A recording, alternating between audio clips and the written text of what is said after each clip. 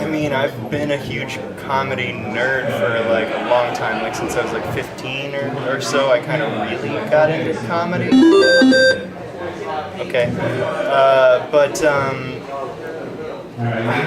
Yeah, I've always loved comedy. That was, I mean, I was like a ham as a kid, you know, there's like the home videos of me like hamming it up for the camera.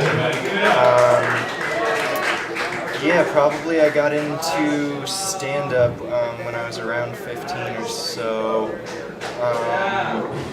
Watched a lot of stand-up, discovered podcasts when I was like 19 or so, like Comedy Bang Bang and stuff like that. And yeah, got really into the sort of like inner machinations of comedy, like what makes things funny and how you can achieve that. What I think is funny, like really finding my sort of niche in that. So I guess really it's more like I started sort of in earnest this past December, and then really picked up, like started doing shows, you know, 1 or 2 a week, open mics kind of thing, about 2 months ago. Only reason it took me that long was like fear of failure, I think. It's been going pretty well so far.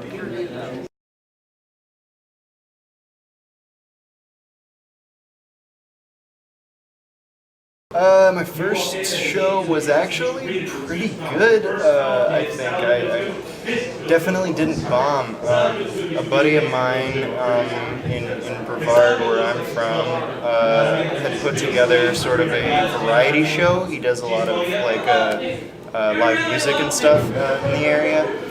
So he put together a variety show. It was like a benefit show for Toys for Tots. And he kind of really pushed me into going up. So yeah, I wrote like probably not even 5 minutes. I probably did like 3.5, especially because I was like rushing through my jokes and stumbling over my whole set. But I mean, I got laughs where I wanted them, whether they were big laughs or not. They at least understood what I was trying to say. Better than I did tonight, honestly. Certainly bombed a couple times. It's actually a really good feeling, bombing, like every now and then, because you come out of it like, it wasn't too bad. Like, didn't get any laughs, but like, screw it.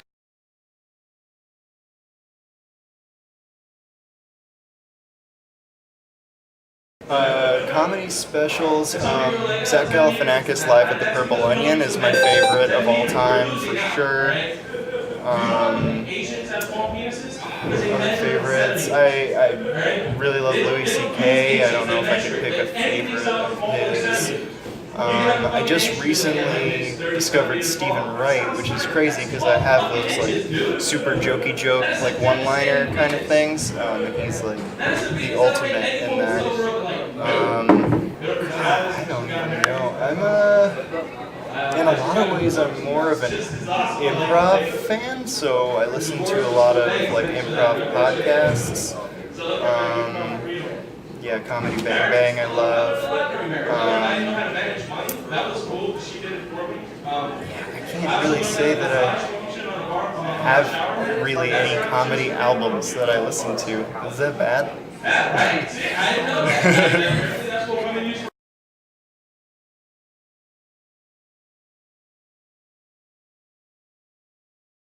That's way more what I'm into. So, like the Comedy Bang Bang TV show, absolutely, I think is a stroke of genius. Like aggressively unfunny to the point where it becomes funny.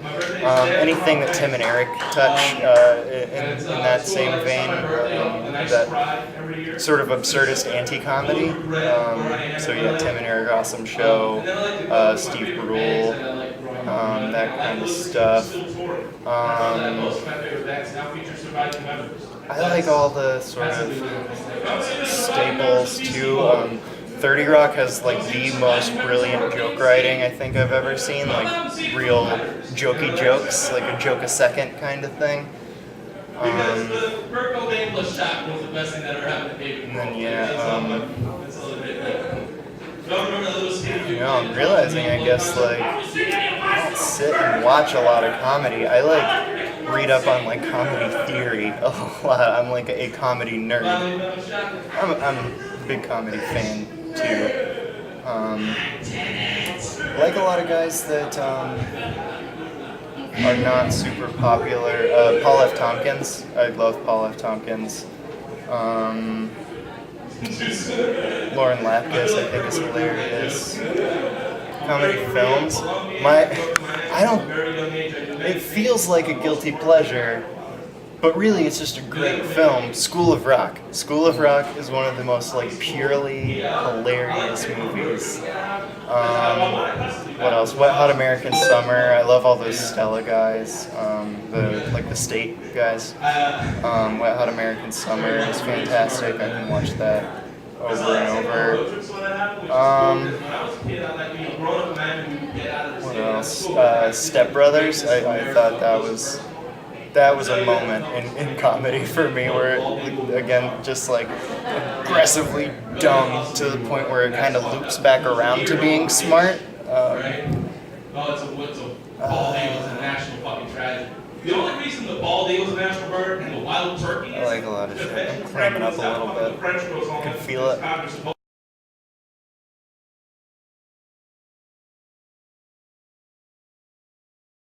Zach Galifianakis would be the dream. All I'm really doing is aspiring to be half as funny as Zach Galifianakis, to channel that paranoia and self-hate in the way that he does, just to the point of absurdity. I don't think he even tours anymore. He went off and became a superstar.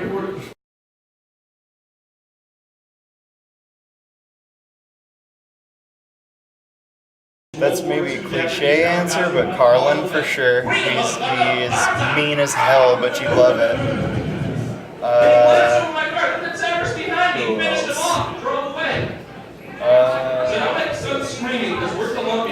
Comics I like are also just silly. They're not really like roasters.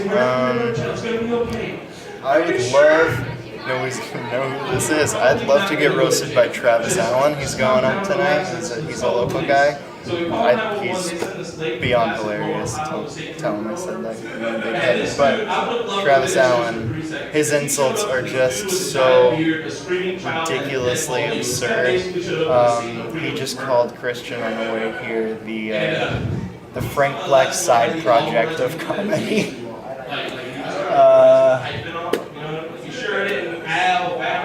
Who else? I think Louis would make a great roaster. He doesn't really do that, but he's got some really creative insults. Sarah Silverman. Sarah Silverman is an excellent roaster. Hilarious lady. That's four.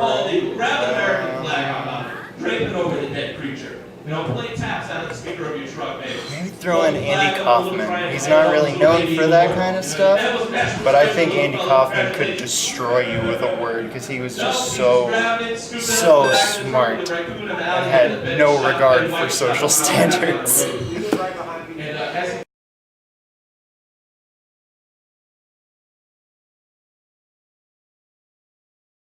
I really do feel more like a writer more than a performer. I really enjoy doing stand-up, and it's helped me a lot with writing to have that immediate feedback. But yeah, my dream would be to be like a no-name writer on a really good, smart show. I would take a sitcom as long as it's not like Big Bang Theory. Like it has to be something intelligent with a lot of opportunities for smartly crafted jokes. But yeah, I don't want limelight. I don't really need people to know my name. I just want to tell people some jokes.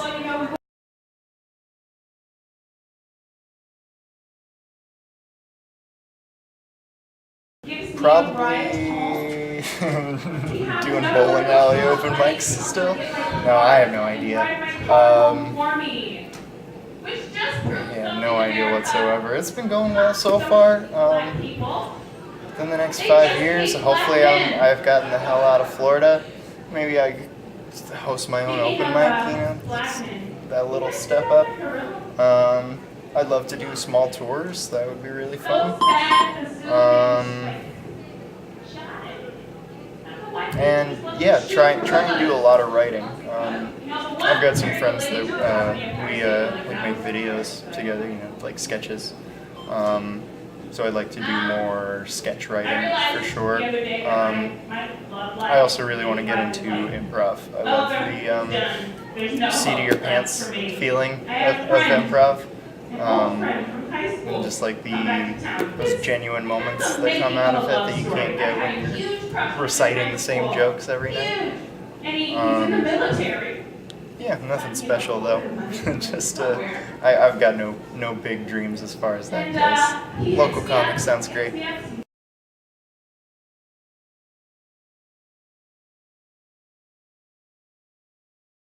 Ooh, I don't have that. I've got my own personal Facebook. Definitely don't hit me up on there. Forthcoming. I don't have any of that shit.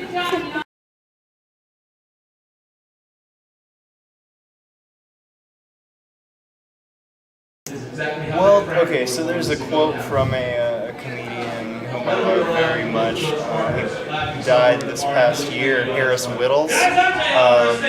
He was a writer mostly, but did stand up and stuff too. And he was talking about the idea of like smart comedy versus dumb comedy, and like alt comedy versus whatever the opposite of alt comedy is. And he was like basically saying like, man, fuck all that. I just think motherfuckers want to laugh.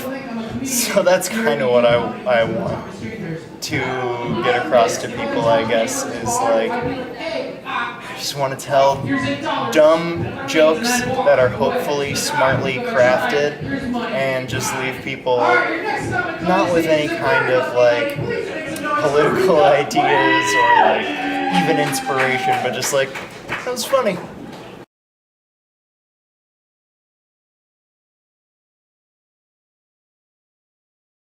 Hey, I'm Mitchell Willard, a local shit comic, and check out my interview.